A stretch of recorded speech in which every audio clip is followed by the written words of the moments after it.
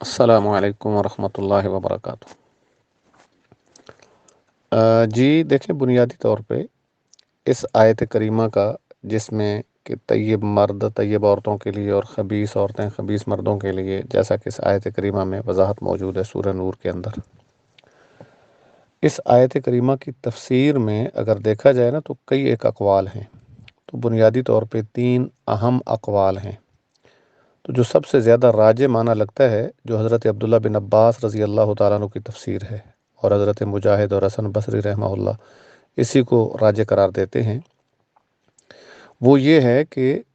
جو خبیث اقوال ہیں وہ خبیث مردوں کے لیے خبیث، اور اسی طرح طیب اقوال طیب مردوں کے لیے، اور خبیث باتیں خبیث عورتوں کے لیے، طیب باتیں طیب عورتوں کے لیے۔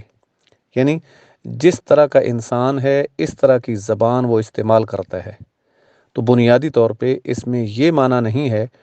کہ طیب عورتیں طیب مردوں کے لیے اور خبیث عورتیں خبیث مردوں کے لیے، جو عام طور پہ معنی سمجھا جاتا ہے حضرت عبداللہ بن عباس رضی اللہ تعالیٰ عنہ کا معنی اس میں یہی ہے۔ اور اسی طرح دوسری رائے میں طیب اور خبیث افعال مراد ہے، یعنی پہلے قول کے مطابق اقوال بات چیت، اور دوسرے میں افعال مراد ہے۔ اور جیسا کہ اس آیت کریمہ میں ہے نا کہ اولئک مبرؤون، کہ وہ لوگ بری ہیں، یعنی جو خبیث باتیں جن کے بارے میں کی جا رہی ہیں وہ اس طرح کی خبیث باتوں سے بالکل بری ہیں، وہ ان خبیث اقوال سے بری ہیں، اسی طرح خبیث افعال سے بری ہیں۔ تو واللہ عالم بالصواب، امام طبری رحمہ اللہ نے تفسیر طبری کے اندر اس کو راجح قرار دیا ہے، اور یہی معنی یعنی اکثر مفسرین نے لیا ہے۔ باقی جو عام طور پہ معنی لیا جاتا ہے وہ تیسرا معنی،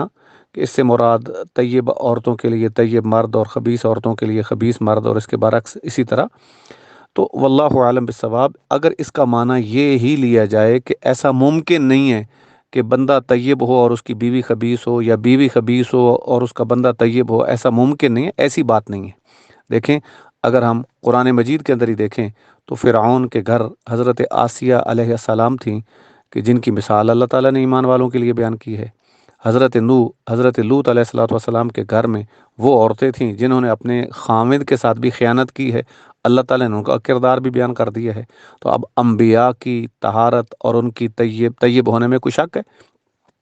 تو اس آیت کریمہ کا پھر معنی یہ ہوا، تیسرا معنی اگر یہی لے لیا جائے تو اس سے مراد یہ ہے کہ ہونا یہی چاہیے کہ خبیث عورت خبیث مرد کے پاس، اور طیب عورت طیب مرد کے پاس، اور اسی طرح طیب مرد طیب عورت کے لیے، خبیث عورت خبیث مرد کے لیے ہونی چاہیے، ہونا ایسے ہی چاہیے۔ لیکن بعض دفعہ اس کے برعکس ہو جاتا ہے، تو اس کا مطلب یہ نہیں ہے کہ نعوذ باللہ اگر مرد خبیث ہے تو عورت بھی کو اس کے اندر خوب سے باطن موجود ہے اس لیے اس کے ساتھ تعلق ہے، یا مرد طیب ہے تو عورت لازمی ہو کہ